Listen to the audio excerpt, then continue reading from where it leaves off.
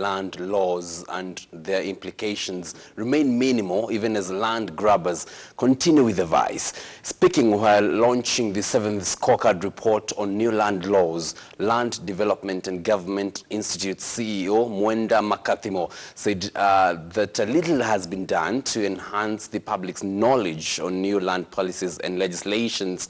Now, Makathimo called for a more participatory approach when the country embarks on legislation of subsidiary land laws.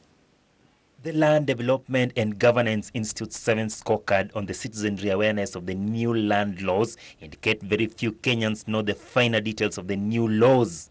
That tells us that there is a major need to get the citizens to understand contents of the laws across the country.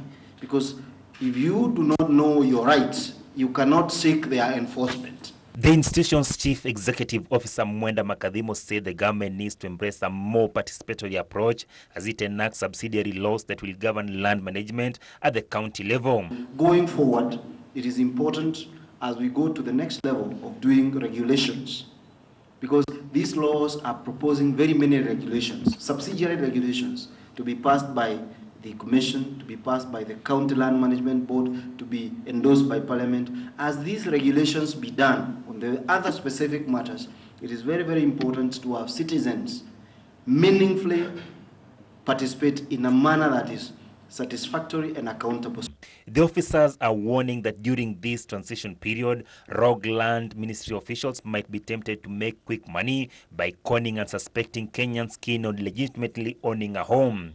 The 7th scorecard report on the new land laws also indicate the apathy of Kenyans in internalizing land laws, implementing institutions within the Ministry of Lands and the Ethics and Anti-Corruption Commission, receiving minimal ratings from Kenyans for their efforts in service delivery to Kenyans. The report comes hot on the heels of several Kenyans losing billions of shillings after being duped into purchasing public land by corrupt government officials. A recent report by the PricewaterhouseCoopers on the Syokimau land debacle blamed unscrupulous Ministry of Land officials and the Mavoko County Council officials for issuance of fake title deeds. Achola Simon for the news at 9.